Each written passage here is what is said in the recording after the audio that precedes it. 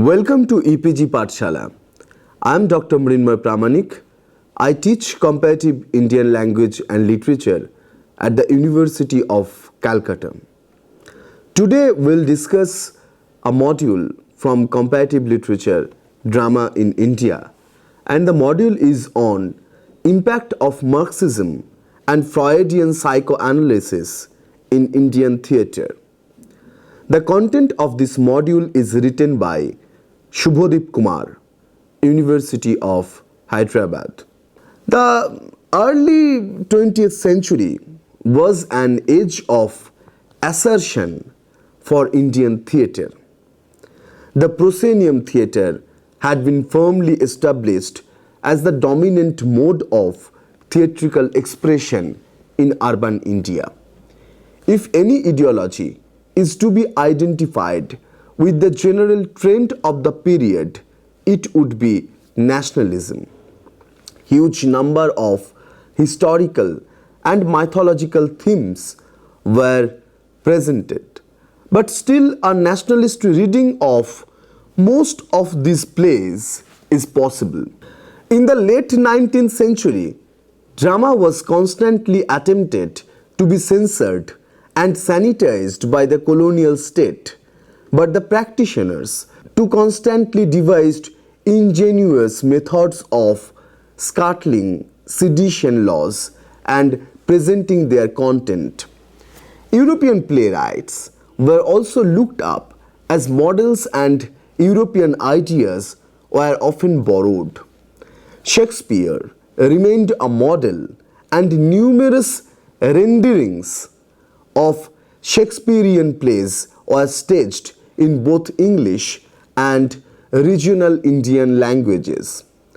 Early 20th century European realism of Ibsen was known, and Strindberg and Maeterlinck's symbolism influenced Tagore's drama. However, this was the period when the very function of art in social life was being questioned, whether art is for art's sake alone or art has some other broader transformative social function. The Indian proscenium stage was peopled by socially conscious nationalist workers from its formative period, and the votaries of the social role of art had a clear majority in this sector. Marxism as a philosophy with its stress on praxis was thus enthusiastically embraced by thespians in this period. Austrian psychoanalyst Sigmund Freud was analyzing the domain of unconscious in the human mind. His theory, which stressed the importance of the repressive element in formation of the human social being, took the world by storm. Psychology had never been so popular before. The world witnessed one great war for 4 years, and another one was generally anticipated. In this milieu, the figure of the rational human being working by normal utilitarian impulses were becoming untenable, and Freud's conception of human beings deeply scared by repressions, especially the psychosexual libidinal aspects of it, seemed credible. These two forces would significantly transform mimetic practices of India in the following decades. Now let us talk about impact of Marxism on Indian theatre. Marxism in Indian theatre was inserted logically within the spirit of nationalistic theatre of the 1930s and 40s. The nationalist emphasis on a theatre in support of the struggle against the foreign colonizers and the socialist stress on a theatre depicting the oppression of the working people in a deeply unequal socio-economic structure were kindred concerns. At least in this nascent phase of socialist cultural activism before independence. The first consolidation of Indian left-leaning writers, Indian Progressive Writers Association, were anti-imperialist and on the score strongly supported the cause of an independent India. Men and women like Mulk Raj Anand, Krishan Chandra, Faiz Ahmed Faiz, Ismat Chugtai, Dr. Joshi Prasad, some of them got exposed to Marxism while they were students in Britain. In 1942, the Indian People's Theatre Association was formed in the background of Second World War.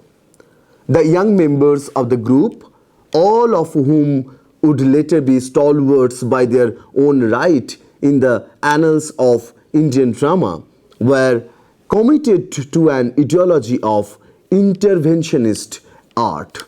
Most of them were members of the Anti-Fascist Writers and Artists Association of Calcutta.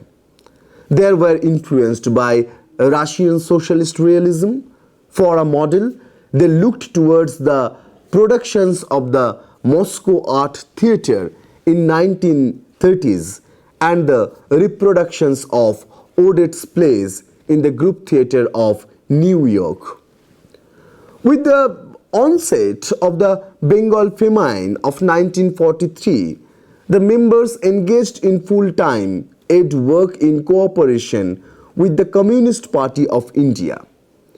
In 1944, Bijon Bhattacharya's Nabanno, or New Harvest, was staged, directed by the young Vidya-mitra. It depicts the gravity of the tragedy in which 2 million people died in less than a year. Centered on the destitution of a single peasant family, its exploration of the relationship between rural moneylenders and a perfectly apathetic colonial government, compounding the food shortage, especially in a season of surplus harvest, is almost uncanny. The play was a major success and gathered lakhs of rupees for famine relief. IPTA, in its formation, was more of a local Calcutta consolidation, though the issues brought forth in their work had universal appeals and members enjoyed camaraderie with left-leaning cultural workers from other parts of the country. It was Nabanno's success that led to the impetus of founding IPTA branches across India. A host of young talents started to be drawn towards IPTA in this phase. Ravi Shankar, Mulk Raj Anand, Khaza Ahmed Abbas, to name a few. One of IPTA's major innovation was in synthesizing indigenous dramatic practices with novel political content. This led to salient transformations in the dictions of a host of regional dramatic traditions. The strategy was effective as the novelty of the moral political message did not strike the regional audience as alien when framed in their familiar theatrical dictions. In Andhra Pradesh, the IPTA workers utilized the form of burra katha, where a narrator strums the burra or string instrument resembling tanpura but smaller in size, accompanied by drum, singing and narrating historical tales. In the IPTA avatar of burra katha, modern themes and issues with high content of social critique were inserted into historical and mythological plots with masterful aptness. In Maharashtra, they used the prevalent form of tamasha, generally concerned a bawdy form of entertainment with suggestive lead references. In the able hand of Shahir Anabhav Shathe, the form of morphed to launch perversive attacks on the continuing exploitation of the peasantry by rural moneylenders in newly independent India. Kalicharan Pattanayak experimented with socialist realism in Oriya theatre. His drama, or Bhata, Rice, written in early 1940s and later Raktamati, were the first Oriya plays with explicit political content. In Kerala, K. Damodaran was writing plays concerned with the issues of control of economic resources. His play, Pattavaki, was delved into the exploitative relationship between landlord and tenant. Now, let us focus on Marxism after independence in Indian theatre. With India becoming independent, the old consensus between nationalists and people with more socialist inclinations became strained. The issue now was, and with the achieving independence itself would provide the proper conditions for equitable distribution and control of resources, or the new native ruling class need to be pressurized relentlessly and, if needed, overthrown for the creation of a socialist state. The situation was not helped by the Communist Party of India's attempt at running its writ on the day-to-day functioning of IPTA. The Communist Party rightly realized the tremendous potential of the organization for propaganda purposes. In Kerala, the Kerala People's Art Club of Trivandrum staged the play Ningalenne Communistakki, You Made Me a Communist. The play was performed more than 600 times all over Kerala and is recalled as a reason for the victory of CPI in 1957 Kerala State Assembly elections. Now come to the point on socialism in theatre beyond IPTA. In Bengal, Utpal Datto, a former member of IPTA, launched the People's Little Theatre Group in 1947. The group concentrated on staging improvisational, almost impromptu street corner performances, which they called Pathonatika or street theatre. The form worked as an incubation for the later flowering of street theatre from the 1970s, which would attract such legendary talent as Badal Sarkar and Safdar Hasmi. Datta's most significant early play was Ongar or Ember. It dealt with the exploitation of coal miners in the hand of an inhuman managerial structure in cahoots with the avaricious profit-making impulse of the owners.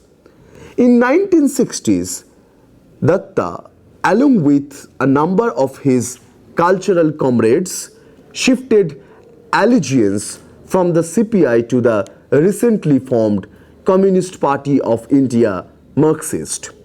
By the 60s, the grand old CPI started to be perceived as less radical and giving away to an exclusive electoral logic in league with the other bourgeois parties of India.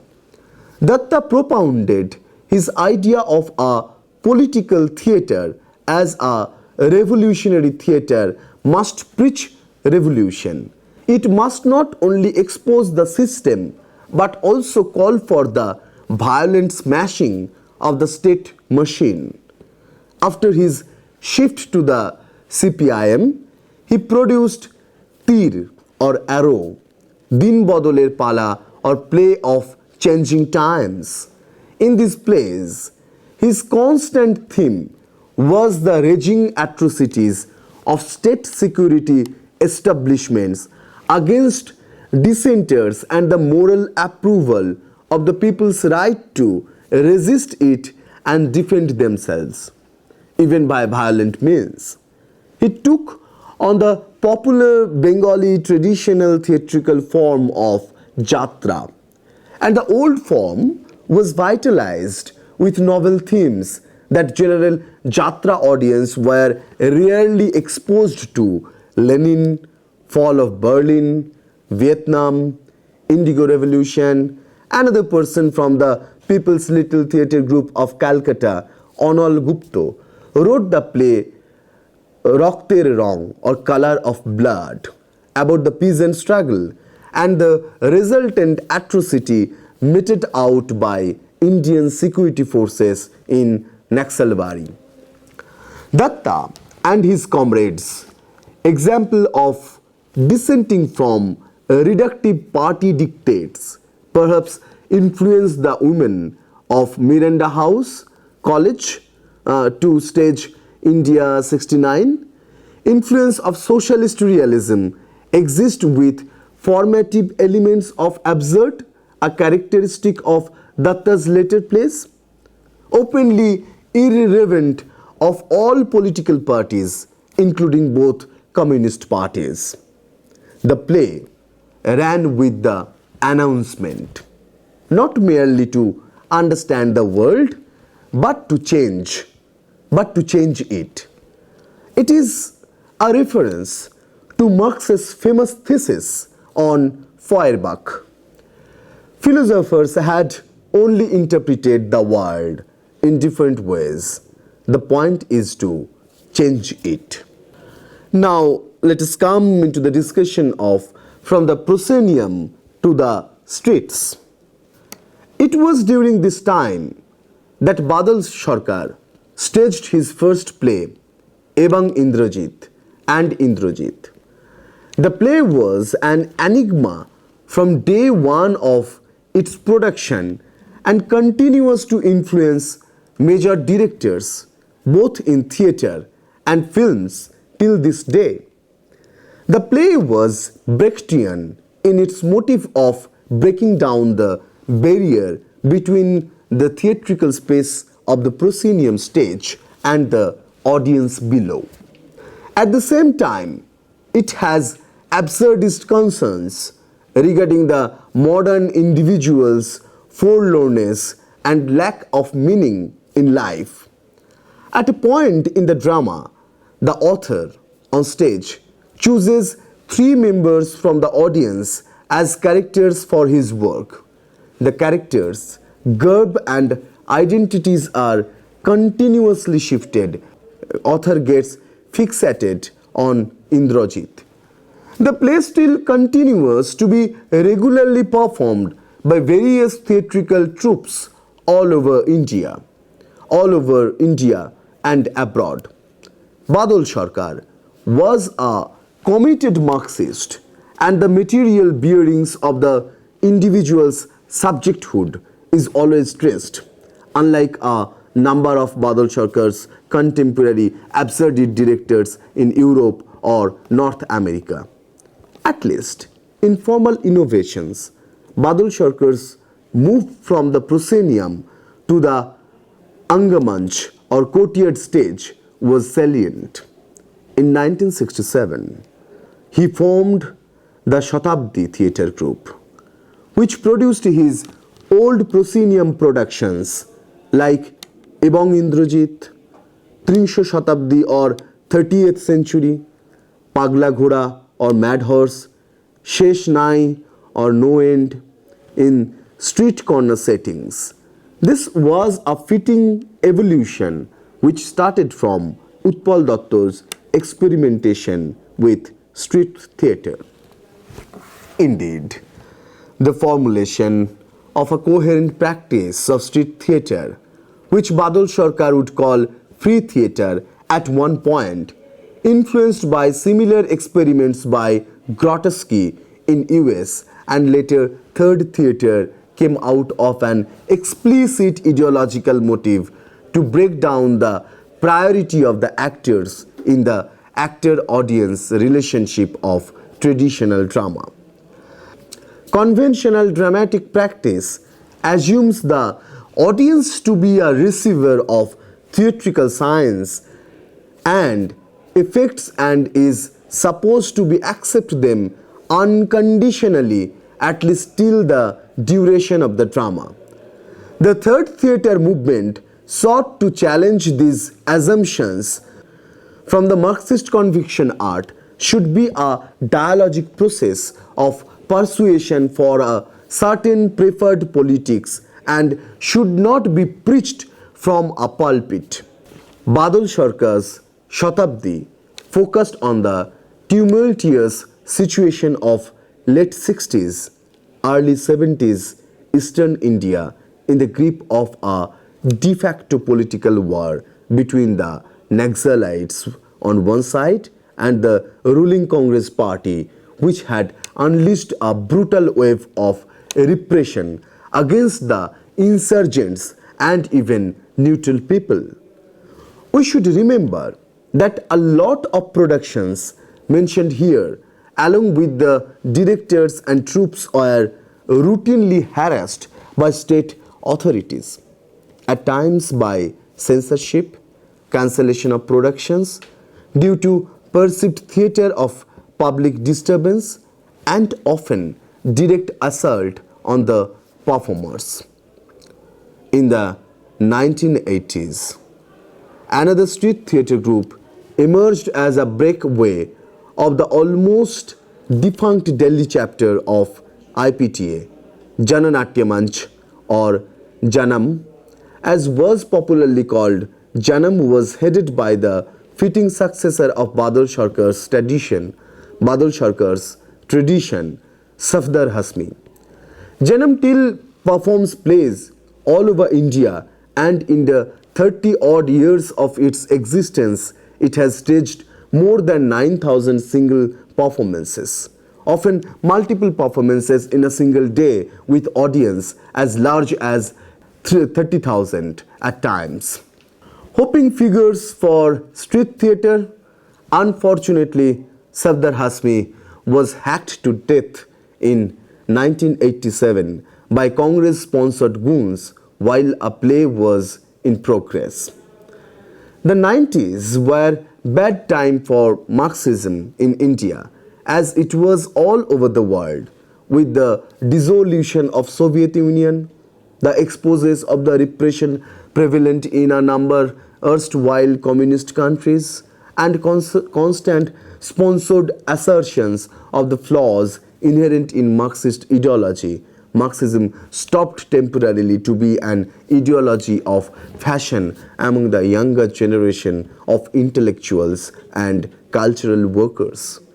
Added to that, criticisms were launched about the prevalent economic reductionism found in the work of a lot of Marxist authors, especially the absence of caste as an issue of social exploitations.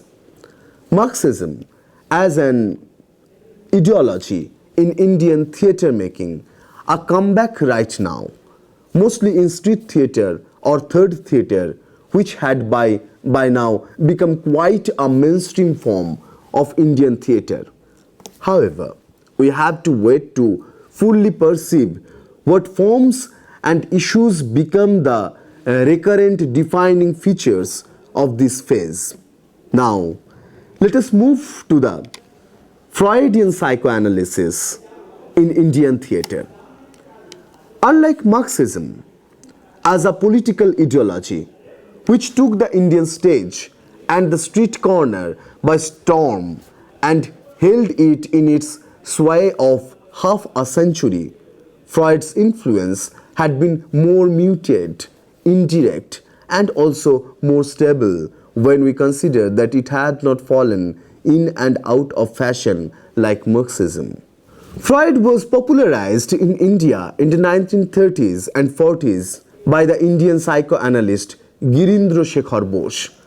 Freud's influence was telling in case of a lot of poetry and prose pieces written during this time in a host of Indian literature. However, in theatre, Marxism and old-time nationalist themes were the norm. In case of theatre, Freud's influence was more in the formal content, especially in the absurdist strains of Badal Sarkar and of Padatik. Padatik was formed in 1972 by Shyamanand Jalan in Calcutta. Padatik's impetus from the beginning was to move out of the proscenium stage, but unlike third theatre, they concentrated more on studio performance, as they called them intimate spaces. Concerns of psychosexual unconsciousness determining actions and motives is a theme found in a lot of Padatik productions like Antigone, Notun Brishtite in the New Rain, Gali Chahatwali or The Girl Asking for Slangs, and Beyond Freud. Vidya-mitra, in his rendering of the plays of Oedipal Cycle of Sophocles, had created both an Indian Oedipus and at the same time indigenized Freud for the Indian theatre-going public. His theatre group, or Bohurupi, a number of plays with Freud bearing in his influence upon popular Bengali works of fiction. His production of celebrated Tagore's drama Rakto Korobi or Red Oleanders was markedly Freudian, or more specifically Marcusian, in its exploration of the relations between the eros and commodity fetishism in a gold mining region. Outside Hindi and Bengali language worlds, Freud had been influential in Assamese, Marathi and Malayali theatre. Anil Chaudhury's Pratibad or Protest, Shirantan or Eternal, written in Assamese, might be the earliest explorations of Freudian psychoanalysis in any Indian theatrical tradition. Mention might also be made of Amarendra Pathak's Interview and Ram Goswami's Jibon Brito or Dead While in Life. Indian English drama, Freud had been highly influential, especially in Girish Karnad's play, Karnad's Hayavadana and Nagamandala explored the questions of selfhood and sexuality, especially in situations of flux. He brings in myth and history to highlight and comment on the absurd predicament of the present. His appraisals of Indian historical characters like Dreams of Tipu Sultan and Tughlaq focuses on meaninglessness of historical human actions and conflicts. At the end, the only explanation that remain plausible are sensual and libidinal impulses of human mind, which even if not sexual, sexuality is never out of the ambit. Mahesh Dattani is another Indian English playwright deeply influenced by Freud. His settings are generally urban middle-class homes, with characters mean, petty and unhappy in a libidinous drive disguised by consumerist spree or alcohol. At the end of his plays, we realize that the new modern Indian individual subject that Dattani is depicting is intensely constituted by his or her sexuality. Now, let us conclude our discussion. Influence of Marx and Freud remains strong till this date. However, the phase of these philosophies' espousal of these philosophies is over. To the regular theatre-going public, these are now identifiable issues out of the more than half a century of those philosophies' presence on the Indian stage. Now, Marxism and Freudianism can safely be considered to be constitutive markers of modern Indian theatre. Thank you.